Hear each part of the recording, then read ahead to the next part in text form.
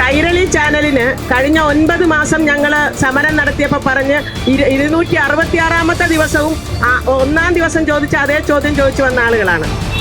എത്ര പറഞ്ഞാലും മനസ്സിലാകില്ല. കൂലി കൊടുക്കാതിരുന്നിട്ട് ന്യായം പറയുകയും അങ്ങനെ എലിയെ പ്രസവിക്കാൻ നടക്കുകയും ചെയ്യുന്ന ആളുകളെ മുൻ മുഖ്യമന്ത്രിയുടെ ഭാഷയിൽ പറഞ്ഞാൽ അത് വീട്ടിൽ പോയി പറഞ്ഞാൽ മതി. ഒന്നാം പിണറായി സർക്കാരും രണ്ടാം പിണറായി സർക്കാരും 8000 രൂപയാണ് കൂട്ടിയിട്ടുള്ളത്.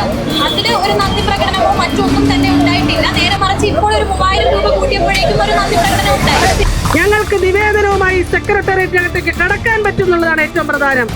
അത് ഏത് മന്ത്രിമാരെയും പോയി കാണാൻ പറ്റുന്നുള്ളത് പറയുന്നത് മല എലിയെ പ്രസവിച്ചതുപോലെ ഇവിടുത്തെ ഈ കേരളത്തിലെ ഏറ്റവും തലമുതിർന്ന ഇവിടുത്തെ ധനകാര്യ വകുപ്പ് കൈകാര്യം ചെയ്തുകൊണ്ടിരുന്ന പണിയെടുക്കുന്നവർക്ക് കൂലി കൊടുത്തിട്ടല്ല ബാധ്യത ഉണ്ടാകുന്നത്. ബാധ്യത ഉണ്ടാകുന്നതിന്റെ കാരണങ്ങൾ ധൂർത്തടിക്കുമ്പോഴാണ് ബാധ്യത ഉണ്ടാകുന്നത്. ആർക്ക് വേണ്ടിയിട്ടാണ് ധനം ഉപയോഗിക്കുന്നത് എന്നുള്ളതാണ് ഏറ്റവും പ്രധാനപ്പെട്ടത്. അദാനിക്കും അംബാനിക്കും അതുപോലുള്ള ആളുകൾക്കും കൊടുക്കാൻ വേണ്ടിയിട്ട് ധനമുണ്ട്. മുഖ്യമന്ത്രിയുടെ ഫ്ലെക്സ് വെക്കാൻ ധനമുണ്ട്. PSC മെമ്പർമാരുടെ വേതനം വർദ്ധിപ്പിക്കാൻ ധനമുണ്ട്. 18 വർഷം കൊണ്ടാണ് 7000 രൂപ ആക്കിയിട്ടുള്ളത്. ഈ 18 വർഷത്തിൽ 13 വർഷവും കേരളം ഭരിച്ചത് ഇടത് ഗവൺമെന്റ് ആയിരുന്നു. പ്രസവം എന്ന് പറയുന്നത് വേദനയുള്ളതാണ്. അത് എലിയെ പ്രസവിച്ചാലും പുലിയെ പ്രസവിച്ചാലും. പുലിയെ പ്രസവിക്കാൻ ഇവർക്ക് 9 മാസം ഞങ്ങൾ സമയം കൊടുത്തു. എന്തുകൊണ്ട് ആ പ്രസവ വേദന ഏറ്റെടുക്കാൻ തയ്യാറായില്ല? ഇത് തന്നെ പറഞ്ഞല്ലോ, ആദ്യ ഘട്ടം എന്നുള്ള നിലയിലാണ് 3000 രൂപ വർദ്ധിപ്പിക്കുന്നത്. ഒരാശ്വാസം.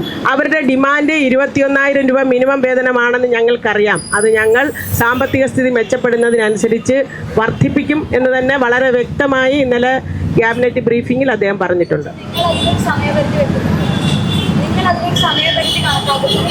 ഇപ്പം ഞങ്ങൾ ഒരു പരിധിയും വെച്ചിട്ടില്ല. അദ്ദേഹം പറഞ്ഞല്ലോ, ഇന്നലെ പറഞ്ഞു. അതുകൊണ്ട് ഞങ്ങൾ ഇനി വരുന്ന തീരുമാനങ്ങൾക്കനുസരിച്ച് ഞങ്ങളുടെ സംഘടന അതിൻ്റെ കാര്യങ്ങൾ ആലോചിച്ച് തീരുമാനങ്ങളെടുത്ത് മുന്നോട്ട് പോകും. അത് പുതിയതായി വരേണ്ടുന്ന ഒരു സംഗതിയാണ്. അപ്പം അതിൻ്റെ പര്യാലോചനകളും കാര്യങ്ങളൊക്കെ നടത്തിയതിന് ശേഷമേ അതിനകത്തൊരു തീരുമാനം എടുക്കാൻ കഴിയൂ. അതുകൊണ്ട് അത് അടുത്ത മാസം എന്ന് ആ വിഷയത്തിലും അദ്ദേഹം കൃത്യമായി പറഞ്ഞിട്ടുണ്ട്. എന്ന് വെച്ചാൽ നമുക്ക് മനസ്സിലാകുന്നത്, കേരള സമൂഹത്തിന് മനസ്സിലാകുന്നത്, ഞങ്ങൾ വെച്ച ഡിമാൻഡുകളെ സംബന്ധിച്ച് വളരെ കൃത്യമായ ഒരു ഹോംവർക്ക് നടത്തിക്കൊണ്ട് തന്നെയാണ് ഇതിലേക്ക് നമ്മുടെ ബഹുമാനപ്പെട്ട മുഖ്യമന്ത്രി കടന്നിരിക്കുന്നത്. അതുകൊണ്ടാണ് അദ്ദേഹം ഇന്നലെ വളരെ കൃത്യമായി അക്കമിട്ട് ആ കാര്യങ്ങൾ പറഞ്ഞിരിക്കുന്നത്. തീർച്ചയായിട്ടും അടുത്ത മാസം ആ വിഷയത്തിൽ തീരുമാനമെടുക്കാമെന്നാണ് അദ്ദേഹം പറഞ്ഞിരിക്കുന്നത്.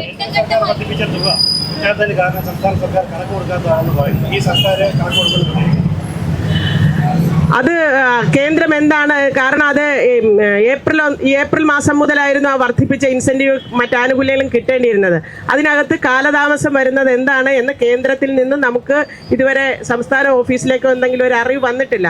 എന്തായാലും ഞങ്ങൾ സംഘടനാപരമായി അതിൻ്റെ ഒരു പരിശ്രമം നടത്തിക്കൊണ്ടിരിക്കുകയാണ്. കേന്ദ്ര ഗവൺമെൻറ്റിൽ നിന്ന് അതിനുള്ള കാരണം എന്താണ്, അത് താമസിക്കുന്നതിനുള്ള കാരണം എന്താണെന്ന് അത് അവർ ലഭ്യമാക്കുന്നില്ല എങ്കിൽ അവരതിൽ നിന്ന് പിന്മാറാൻ കഴിയില്ല. പാർലമെൻറ്റിൽ പറഞ്ഞ ഒരു കാര്യത്തിൽ നിന്നും കേന്ദ്ര ഗവൺമെൻറ്റിന് പിന്മാറാൻ കഴിയില്ല. അങ്ങനെയാണെങ്കിൽ അത് വെച്ച് താമസിപ്പിക്കുകയാണെങ്കിൽ തീർച്ചയായും ദേശീയ തലത്തിൽ ഒരു പ്രക്ഷോഭം ഉണ്ടായേ മതിയാവൂ. അതിന് നമ്മളുടെ സംഘടനയ്ക്ക് അത്തരത്തിലുള്ള ഒരു പ്രക്ഷോഭം വളർത്തിയെടുക്കുന്നതിന് വേണ്ടിയിട്ടുള്ള ചെയ്യാൻ കഴിയുന്ന മുഴുവൻ കാര്യങ്ങളും ചെയ്തുകൊണ്ട് ഒരു ദേശീയ പ്രക്ഷോഭത്തിലേക്ക് പോകും.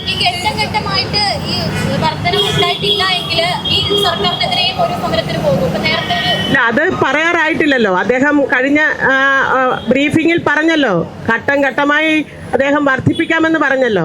പറഞ്ഞിട്ട് ഒന്നും ചെയ്യാതിരിക്കുകയും ചോദിക്കുമ്പം കേന്ദ്ര ഗവൺമെൻറ്റാണ് വർദ്ധിപ്പിക്കേണ്ടത് എന്നല്ല പറഞ്ഞിരിക്കുന്നത്. സംസ്ഥാന സർക്കാരാണ് ഓണറേറിയം വർദ്ധിപ്പിക്കേണ്ടത്. അത് വർദ്ധിപ്പിക്കും എന്ന് തന്നെയാണ് പറഞ്ഞിരിക്കുന്നത്. അതായത് ഒരു കാര്യം, മുഖ്യമന്ത്രി തന്നെയാണ് ഇപ്പോൾ നിങ്ങൾ ചോദിച്ച ചോദ്യത്തിന് വളരെ വ്യക്തത വരുത്തിയിരിക്കുന്നത്. ഒരു ദിവസം 700 രൂപ വേതനം നൽകുമെന്ന് പറഞ്ഞ് പ്രകടന പത്രികയിൽ അച്ചടിച്ചു വച്ചത് 2021 LDF മുന്നണിയായിരുന്നു. ആ മുന്നണി 700 രൂപ നിരക്കിൽ പ്രതിമാസം 21,000 രൂപ 4 വർഷം നൽകാതിരുന്നപ്പോഴാണ് ഞങ്ങൾ ഈ തെരുവിൽ സമരത്തിന് വന്നത്.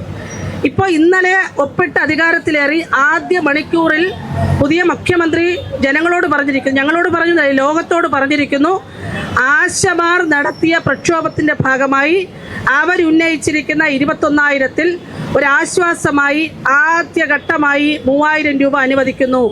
പടിപടിയായി ഇത് ഉയർത്തും എന്ന് പറഞ്ഞാൽ ഞങ്ങൾക്ക് മനസ്സിലായത് ഇത് പടിപടിയായി ഉടൻ തന്നെ ഉയർത്താം എന്നുള്ളതാണ്. 2, വിരമിക്കൽ ആനുകൂല്യത്തെ സംബന്ധിച്ച് അദ്ദേഹം തന്നെ പറഞ്ഞു, മറ്റൊരു ഡിമാൻഡായ വിരമിക്കൽ ആനുകൂല്യത്തെ സംബന്ധിച്ച് അടുത്ത മാസം തീരുമാനമെടുക്കും എന്നും പറഞ്ഞിട്ടുണ്ട്. നിങ്ങളുടെ ആവശ്യം അന്നും 21 ആയിരുന്നു, ഇന്നും 21 ആണ്. ഈ കൈരളി ചാനലിന് കഴിഞ്ഞ 9 മാസം ഞങ്ങൾ സമരം നടത്തിയപ്പോൾ പറഞ്ഞ് 266-ാമത്തെ ദിവസവും 1-ാം ദിവസം ചോദിച്ച അതേ ചോദ്യം ചോദിച്ചു വന്ന ആളുകളാണ്. എത്ര പറഞ്ഞാലും മനസ്സിലാകില്ല, എത്ര ഉത്തരം കിട്ടിയാലും അത് തന്നെ വീണ്ടും ആവർത്തി ചോദിച്ചുകൊണ്ടിരിക്കുക എന്ന് പറയുന്നത് ശരിയല്ല. കേന്ദ്ര സർക്കാരിന്റെ വിഹിതം ഇതുവരെയും നാളിതുവരെയായിട്ട് കൂടിയിട്ടില്ല. അതിനെതിരെ ഒരു പ്രതിഷേധം ഉണ്ടാകും. അതാണല്ലോ ഇപ്പൊ പറഞ്ഞത്, ദേശീയ തലത്തിൽ പ്രക്ഷോഭം നടത്തും. അത് ഈ മേഖലയിലുള്ള മുഴുവൻ യൂണിയനുകളും ഒന്നിച്ചു ചേർന്നുകൊണ്ട് നടത്താൻ പറ്റുന്ന പ്രക്ഷോഭമാണെങ്കിൽ അത് വളരെ നല്ലത്. അതിനെയും ഞങ്ങൾ സ്വാഗതം ചെയ്യുന്നു. ഒന്നാം പിണറായി സർക്കാരും 2-ാം പിണറായി സർക്കാരും 8000 രൂപയാണ് കൂട്ടിയിട്ടുള്ളത്. അതില് ഒരു നന്ദി പ്രകടനമോ മറ്റൊന്നും തന്നെ ഉണ്ടായിട്ടില്ല. നേരെ മറിച്ച് ഇപ്പോൾ ഒരു 3000 രൂപ കൂട്ടിയപ്പോഴേക്കും ഒരു നന്ദി പ്രകടനം ഉണ്ടായി. അതെ, ഈ 8000 രൂപ വർധനവ് ഫെബ്രുവരി കഴിഞ്ഞ വർഷം 2025 ഫെബ്രുവരി 10 മുൻപ് ആശമാരുടെ വേതനം 7000 രൂപയായിരുന്നു. ആ 7000 രൂപയ്ക്ക് 10 ക്രൈറ്റീരിയ ഉണ്ടായിരുന്നു. ആശമാർക്ക് നേരെ പകുതിയാണ് നല്ലൊരു ശതമാനം ആശമാർക്കും കിട്ടിക്കൊണ്ടിരുന്നത്. അത് 4 മാസം പെൻഡിങ് ആയിരുന്നപ്പോഴാണ് ഞങ്ങൾ ഇവിടെ പ്രക്ഷോഭമായി വന്നത്. ഞങ്ങൾ അതിനു മുമ്പ് ഫെബ്രുവരി മാസം ആദ്യ ആഴ്ചയിൽ തന്നെ സർക്കാരിൻ്റെ മുന്നിൽ പറഞ്ഞു, ബജറ്റിൽ ആശമാരെ പരിഗണിച്ചില്ല എങ്കിൽ ഞങ്ങൾ രാപ്പകൽ സമരവുമായിട്ട് വരുമെന്ന്. ഞങ്ങൾക്ക് മുമ്പേ CITU സമരം നടത്തി 6-ാം തീയതി 7-ാം തീയതിയും അവരും ഇതേ കാര്യങ്ങൾ പറഞ്ഞു. പക്ഷേ എന്താണ്, ഒരു തരത്തിലും എന്ന് പറഞ്ഞാൽ മാസങ്ങളോളം വേതനം കുടിശ്ശികയായിട്ട് അത് തരാമെന്നൊരു വാക്ക് പോലും പറയാതിരുന്ന ഘട്ടത്തിലാണ് ഞങ്ങൾ പ്രഖ്യാപിച്ചതുപോലെ സമരവുമായി വന്നത്. ആ സമരത്തെ ഏറ്റവും നീതിപൂർവകമായി എത്രയും പെട്ടെന്ന് പരിഹരിക്കാവുന്ന ഒരു വിഷയത്തിൽ അതിനെ ഇത്രത്തോളം ഇപ്പൊ ഇന്നലെ ഇവിടെ മിനി പറഞ്ഞല്ലോ, മല എലിയെ പ്രസവിച്ചതുപോലെ എന്ന് ഇവിടുത്തെ ഈ കേരളത്തിലെ ഏറ്റവും തലമുതിർന്ന ഇവിടുത്തെ ധനകാര്യ വകുപ്പ് കൈകാര്യം ചെയ്തുകൊണ്ടിരുന്ന മന്ത്രിയാണ് ഈ പറയുന്നത്. ഇതുപോലെ ഔചിത്യമില്ലാതെ സംസാരിച്ച് ഈ സമരത്തെ ഇല്ലായ്മ ചെയ്യാൻ വേണ്ടിയിട്ട് നടത്തിയ ശ്രമങ്ങൾ, അതിന്റെ ഫലമാണ് ഈ തെരഞ്ഞെടുപ്പ് ഫലമെന്ന് പറയുന്നത്. പ്രസവം എന്ന് പറയുന്നത് വേദനയുള്ളതാണ്. അത് എലിയെ പ്രസവിച്ചാലും പുലിയെ പ്രസവിക്കാൻ ഇവർക്ക് 9 മാസം ഞങ്ങൾ സമയം കൊടുത്തു. എന്തുകൊണ്ട് ആ പ്രസവ വേദന ഏറ്റെടുക്കാൻ തയ്യാറായില്ല? ചാപിള്ളയായിട്ട് അകത്ത് കിടക്കുകയാണ്. അതുകൊണ്ടാണ് ഈ ദുർഗന്ധം വമിച്ചിപ്പിച്ചുകൊണ്ടിരിക്കുന്നത്. അപ്പൊ അത് മനസ്സിലാക്കാനാണ് ശ്രമിക്കേണ്ടുന്നത്. അതായത് ഒരു വ്യക്തത, ഒരു സെക്കൻഡ്, ഒരു വ്യക്തത. അതായത് 18 വർഷം കൊണ്ടാണ് 7000 രൂപ ആക്കിയിട്ടുള്ളത്. ഈ 18 വർഷത്തിൽ 13 വർഷവും കേരളം ഭരിച്ചത് ഇടത് ഗവൺമെന്റ് ആയിരുന്നു എന്നുള്ള കാര്യം ആരും മറക്കരുത്. 5 വർഷം, ആദ്യം 3 വർഷം അച്യുതാനന്ദൻ ഗവൺമെന്റ്, അത് കഴിഞ്ഞ് 5 വർഷം ഉമ്മൻചാണ്ടി ഗവൺമെന്റ്, പിന്നീട് വന്ന 10 വർഷം. അപ്പൊ 18 വർഷത്തിൽ 15 വർഷവും ഭരിച്ച ഇടതു മുന്നണിക്ക് എത്രയാണ് വർദ്ധിപ്പിക്കാൻ പറ്റിയത്? 10 വർഷം കൊണ്ട് 10,000 പോലും ബാക്കിയില്ലല്ലോ. ഒരു വർഷം 1000 രൂപ വെച്ച് പോലും ബാക്കിയില്ലല്ലോ. ഈ 7000 രൂപയ്ക്ക് മാനദണ്ഡം ഉണ്ടായിരുന്നല്ലോ. അപ്പൊ ഇത് ഈ തരത്തിൽ ഇങ്ങനെ സംസാരിക്കുന്നത് ആർക്ക് വേണ്ടിയിട്ടാണ് നമ്മൾ പരിശോധിക്കണം. ഒറ്റ കാര്യമേ ഉള്ളൂ, ഏത് ഗവൺമെന്റ് ഭരിക്കുന്നു എന്നുള്ളതല്ല, മറിച്ച് പണിയെടുത്താൽ തൊഴിലാളിക്ക് കൂലി കൊടുക്കാൻ തയ്യാറാകണം. കൂലി കൊടുക്കാതിരുന്നിട്ട് ന്യായം പറയുകയും അങ്ങനെ എലിയെ പ്രസവിക്കാൻ നടക്കുകയും ചെയ്യുന്ന ആളുകള് മുൻ മുഖ്യമന്ത്രിയുടെ ഭാഷയിൽ പറഞ്ഞാൽ അത് വീട്ടിൽ പോയി പറഞ്ഞാൽ മതി. അത്രേ ഉള്ളൂ. നമുക്ക് മാതൃക നമ്മുടെ മുഖ്യമന്ത്രിയാ, അദ്ദേഹം പറഞ്ഞിരിക്കുന്നത് അങ്ങനെയുള്ള ഒരു വീട്ടിൽ പോയിരിക്കുന്നത്. അത് മാത്രമേ അതിന് മറുപടി ഉള്ളൂ. എന്തായാലും കേരള സമൂഹം അതിനെ പുച്ഛിച്ച് തള്ളിയിരിക്കുന്നു. ആ 10 വർഷക്കാലം ഈ കേരളത്തിന്റെ ജനാധിപത്യ വിരുദ്ധ നടപടികളുടെ കാലമായിരുന്നു എന്ന് തെളിയിച്ചിരിക്കുകയാണ്. ഇന്ന് ഈ സെക്രട്ടേറിയറ്റിന്റെ കവാടം പോലീസ് ഉപരോധിച്ച് തുറന്നിരിക്കുകയാണ്. ഈ അതിരിൽ നമ്മൾ കണ്ടിട്ടുണ്ട് തോക്കേന്തിയ ഇൻഡസ്ട്രിയൽ സെക്യൂരിറ്റി ഫോഴ്സ് നിൽക്കുന്നത്. നമ്മൾ ഗതാഗതം നമ്മുടെ എങ്ങനെയാണെന്നറിയാം. ഒരു ജനാധിപത്യ സംവിധാനം വരുന്നെങ്കിൽ അതിനെ ഇരു കൈയും നീട്ടി നമ്മൾ സ്വീകരിക്കുകയും ഈ ഭരിക്കുന്ന ഗവൺമെന്റിന് അതിനോട് വിമർശനമുണ്ടെങ്കിൽ ജനാധിപത്യപരമായി വിമർശിക്കുവാനുള്ള സ്വാതന്ത്ര്യം നമുക്കുണ്ട്. അത് ആരിടത്തും നമ്മൾ അടിയറ വച്ചിട്ടില്ല. എന്ന് സമരം തുടങ്ങുന്ന ഒരു ചോദ്യത്തിന് പ്രസക്തിയില്ല. എന്തായാലും ഇന്നലെ ആദ്യ മണിക്കൂറിൽ 3000 രൂപ പ്രഖ്യാപിച്ചിട്ടുണ്ട്. ലോകം മുഴുവൻ അത്ഭുതാദരവോടുകൂടി അതിനെ ഏറ്റെടുക്കുകയും സല്യൂട്ട് ചെയ്യുകയും ചെയ്തിട്ടുണ്ട്. ഞങ്ങൾ അതിനെ സ്വീകരിക്കുന്നു. ഞങ്ങളുടെ ഡിമാൻഡിനകത്ത് യാതൊരു തരത്തിലുള്ള പിന്നോക്കം പോക്കുമില്ല.